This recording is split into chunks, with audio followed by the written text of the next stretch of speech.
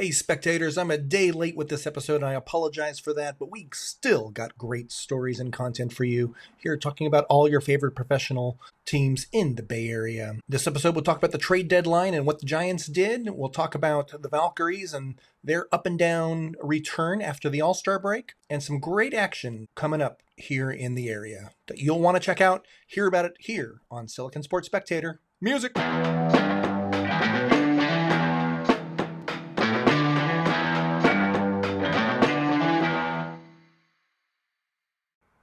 How on earth is it the month of August already? This is amazing. It's a funny time of the year for sports. An exciting one, though. We're on the verge of football kicking off again.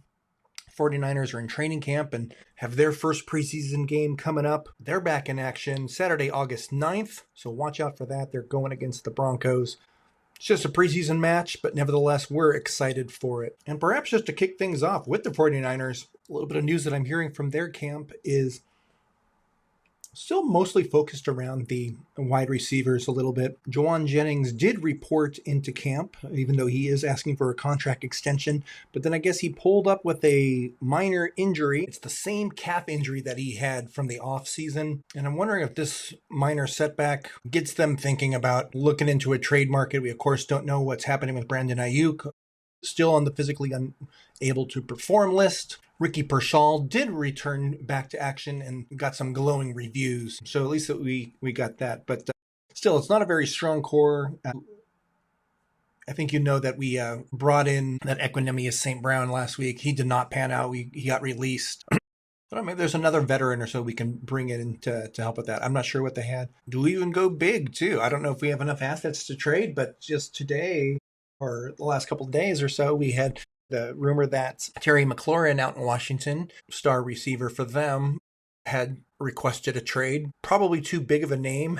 I don't know if the 49ers have enough to pull it off there, but I don't know. It's still all across the league. I still think there's a lot of possible movement going on there. So we'll see how the 49ers want to get involved. We'll continue to monitor the 49ers here and check them out as they enter into their preseason. We'll get to see a little bit more of them in action and how that team is looking. Another team returning to action after a 1-month international break, and that is our Bay FC National Women's Soccer League team. They're finally back to NWSL action this weekend at PayPal against the Houston Dash.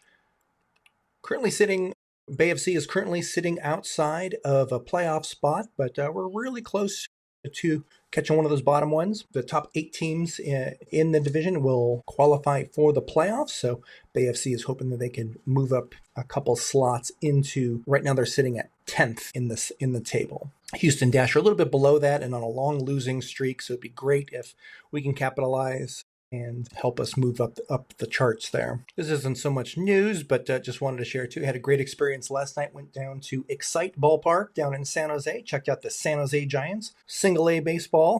They got a nice win against the Stockton Ports. Just absolutely love that. If you haven't done so, that is such a great atmosphere. It was beer batter day, so select beers were 50% off all throughout the entire game. Tickets were essentially free, and everything about the experience is convenient and easy. So check it out. It's a great time at the ballpark. Cheer on these guys. You can get, I guess it's Tuesdays and Wednesdays, you can get tickets through, I know the country radio station gives away free tickets to that. They still have that Rotten Robbie's deal from, several decades along that you can still, pick up tickets at Rotten Robbie. And if you really wanted to splurge and actually pay for tickets, they're not expensive at all, so do check those out. One interesting news item that I heard, and this is, to me, was somewhat expected to hear, was Stanford University hired a new athletic director, and it's a name that we're probably familiar with a little bit, and this was former CEO of Nike, John Donahoe, hired as the new athletic director for Stanford. Stanford, I guess, has had a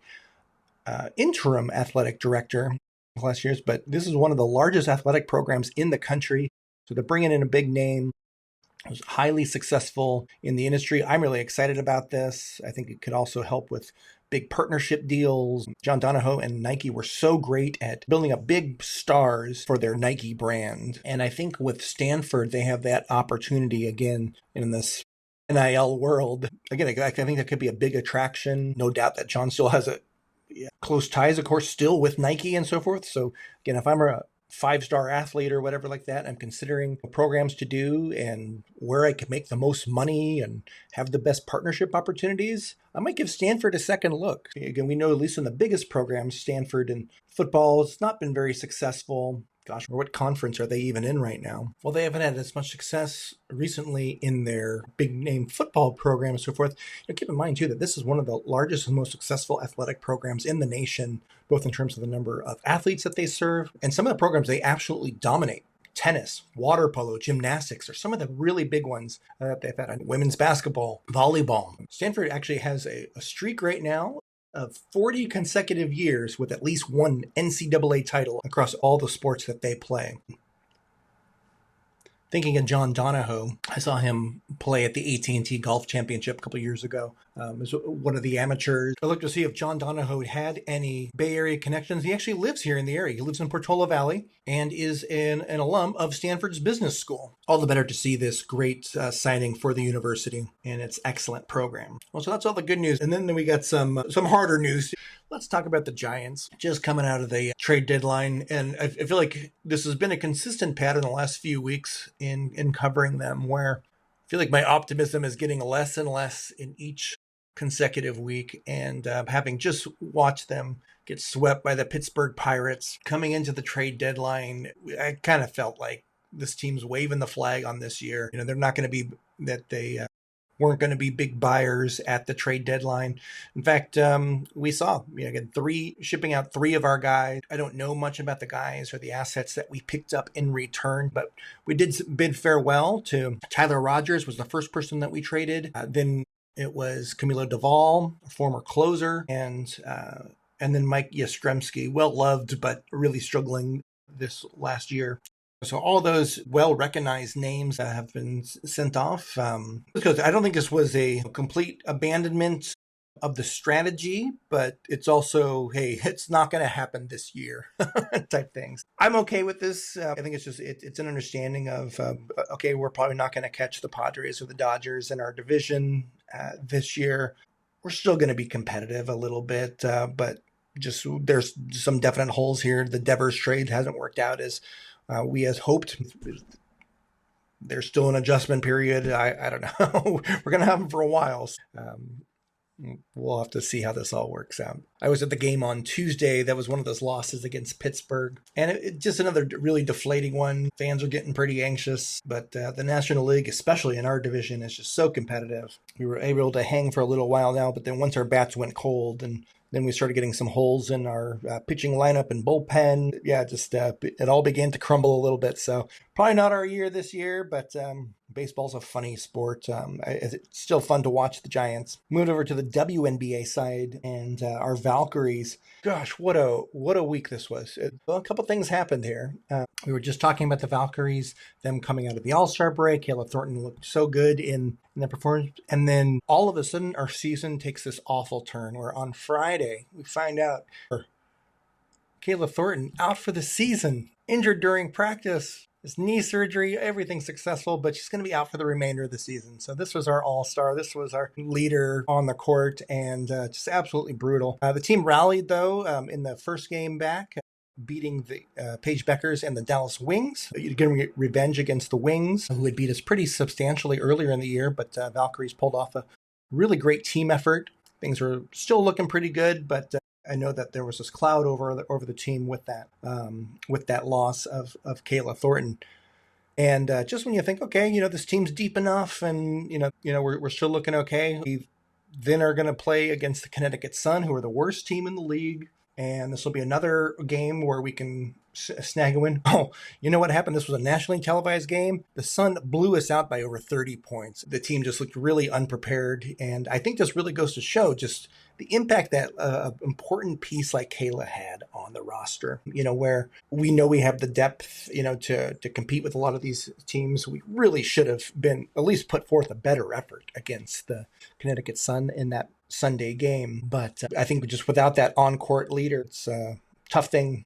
Very tough to compete with. It's just one of those pieces that you can't really beat. Thankfully, we did have a couple bounce back wins here. They're a little bit closer, though. Let's see. On Tuesday, we placed the Atlanta Dream really good team in the W. And in this one, came down to a buzzer beater. Cecilia Zendelassini, a name that I don't think I've said yet before, one of our international bench pieces. And she has both team high for the Valkyries, 18 points, including that buzzer beater fadeaway shot to give us the 2-point win over the Dream. And then just yesterday, another nice win came down to the last possession of the game, but the Valkyries emerged victorious. Another 2-point win over the Washington Mystic. Kate Martin was the star off the bench for that one with 14 points. Veronica Burton, 10 assists. Another great all-around effort from her. I think when she is wheeling in both shooting the ball but also assisting on a lot of plays, is that's probably when we're most effective. Kind of becoming one of my favorite players on the team, and maybe even deserving of all-star consideration in future years. Veronica's story is great because she was again, a journeywoman in the W, drafted a couple of years ago by the Dallas Wings, but then didn't make the roster. Was waived by the Wings after the 2022 draft. Floated around a little bit, got signed for their kind of a half season with the Connecticut Sun. But here she is, not only as a starter for our Valkyries, but a hugely important person for our team. So great to see her story and love her contributions. I would say it's maybe a net win, this week. Going 3-1 over this past week is a busy week for the Valkyries. Back to an even record, 13 wins, 13 losses. Into the final playoff spot, though, currently. Very tenuous, though, so we'll have to continue to work hard. What I've liked about these wins in a pretty emotional and difficult week after losing your star, Bluff, is that each one of these wins, we've seen a well-balanced effort. We've seen good defense, and there's a different person each game that emerges as a key one. And I think this kind of next up mentality is good for us right now, and I think that could get us into the playoffs. I'd absolutely love to see that. Plus, how much more too? Thinking bigger picture too. If the Valkyries were to make the playoffs, then what could how appealing does joining Golden State be for a free agent in the W, where you got this great fan base, some great energy, and hey, in their first year they are already making the playoffs or right on the cusp of something like that. Getting ahead of myself, I know, but it's still exciting, though, for this. Switching gears, a couple of business items I want to hit on. Right now, there's still really nothing to report yet about the Warriors free agency. This has just been such a crazy situation. I suppose that maybe the news that can report is that there has been a lot of movement, but no final decision. Like, we've had trade offers presented to us, rejected by either us, by Jonathan Kuminga. Right now, the prevailing thought is that Jonathan Kuminga and his camp have said that they like the idea of joining the Sacramento Kings, where he's been promised a starting spot on their roster. Right now, Sacramento has not offered enough in a deal to make that happen, though I did hear today even that they sweetened the deal a little bit to include Malik Monk, which getting a little bit better there in terms of an offer, but that was still rejected by the Warriors. Some other things around Warriors free agency, of course, is that, Al Horford, which all but seemed like a shoe-in to join the Warriors and so forth. There was rumors now that in this time that it's taken the Warriors to kind of make up their mind, and I don't know if he's the one holding things up, or if the Kuminga situation is holding things up, to that Al Horford has been getting other calls as well. So hopefully that's not jeopardizing that as we continue with other rumors. We of course know D'Anthony Melton, and another one, Seth Curry, possibly rejoining his brother on the Warriors. So Seth Curry, I don't know if you recall, he was not drafted in the NBA draft. Ended up signing a non-guaranteed contract with the Warriors, but was later waived. Now he's gone on, of course, to have very career, solid person off the bench. I think he'd be a great addition to the Warriors for a lot of reasons. But among those things is, of course, he's still the highest percentage three-point shooter in the league. And let's not forget, too, we still always have that prevailing wonderful rumor, I don't think it's ever going to happen, of Giannis Antetokounmpo coming to the Golden State Warriors. Ain't going to happen. But I love the story anyways and appreciate the ambition of the fans who love to promote that rumor. Hey, if you can figure out a scenario to make that happen, I am all ears, but I don't think it's going to happen. I'm switching gear. Next up, talking about a couple nostalgia points here. First off, I'd be remiss if I didn't go back and correct this. Should have mentioned it last week when I recorded, where it was Barry Bonds' birthday. This was last Thursday, and just kind of go down a fun nostalgic path of just watching old clips of him, and you just can't overstate how great this guy was. And I've been seeing a lot of him lately. More media interviews now and things. We had a bobblehead night a couple nights ago. He threw out the first pitch at a Giants game. He looks fantastic. I loved in a recent interview, he was talking about, he was asked, oh, could you still hit off a major league 100-mile-an-hour fastball? Could you still hit one out? And he's like, of course I could hit one out. And I absolutely believe him. Barry is now 61 years old at his last birthday here. And you will never find another 61-year-old in such great shape. The guy looks phenomenal. I love seeing this softer side of him too. Again, so many years, Barry was kind of an enemy of the media for a lot of reasons. This is a guy who, I don't know if he's purposely trying to soften his image or this is just him. Regardless, it's great to see. I love him. I can't overstate the impact that he had on the Bay Area. He's one of my favorite athletes, someone that absolutely deserves every credit, even both allegations and facts against his case. I think I won't say completely diminish things, but for him, but I think it's just one of these talents that should be honored among the greatest of all time. Is that a Bay Area bias? There's probably some of that too. And I wasn't a Giants fan when he was playing. I just got to eyewitness what I thought was the greatest baseball player I ever saw play. And it was not close. So we all had eyes and saw how great he was. And yeah, even controversies against him and so forth. I'm all for telling that part of the story, but I don't think this should take away anything of his great accomplishments. He is the home run king, both single season and all time, period. And of course, from a Bay Area standpoint, let's just celebrate him as one of the greatest Bay Area athletes too, only because of his time in San Francisco, but his time at Sarah High School. Barry was actually drafted by the San Francisco Giants out of high school, but as is often the case with a lot of baseball players who get drafted out of high school is that he ended up going to college, Arizona State, and gets put back into the draft pool and gets drafted by the Pittsburgh Pirates a couple years again later. But what can I say? Happy birthday to the greatest, Barry Bonds. And a special note, I want to give a shout out to Greg Papa, well-loved broadcaster for the 49ers, KNBR host. Greg Papa just today announced, unfortunately, a cancer diagnosis. He's going to go off the air while he fights this, but absolutely rooting for Greg, and gives both a voice and character that's even not a diehard 49ers fan. His local presence and coverage of the sport was one that I always appreciated and enjoyed listening to. Greg, you're the voice of the 49ers. We wish you the very best and a speedy recovery. Cancer is tough. The 49er Nation is behind you, though, with all the support and care. One more note on nostalgia. I just wanted to give a farewell to Rock Bottom Brewery in Campbell. At the Prune Yard, not really a sports story so much, other than enjoyed many times there. This was more of just a personal anecdote that right after college, this was one of my go-to hangouts on a weekly basis. Loved going there for several years. It was a weekly tradition where buddies of mine and I would meet up there regularly. Just had great times. Always rambled against whatever sports stories of the day in that venue. So, again, if you've ever checked it out at the Prune Yard, Rock Bottom, you're going to be well missed. Had my name on the keg there, even had some fictional names as well for the many pints that we enjoyed. Now, in more recent years, that place had changed a lot. Its menu and bar and everything. I won't dwell on the negatives so much, but I'll just say that it changed a lot. And so I hadn't gone there regularly in a long, long time. But very, very fond memories. It was sad to see it close. Rock Bottom, cheers to you. Lastly, what is happening around the Bay Area that you can check out this weekend? For baseball fans looking for something to do, check out the Little League Intermediate World Series held right here in Livermore.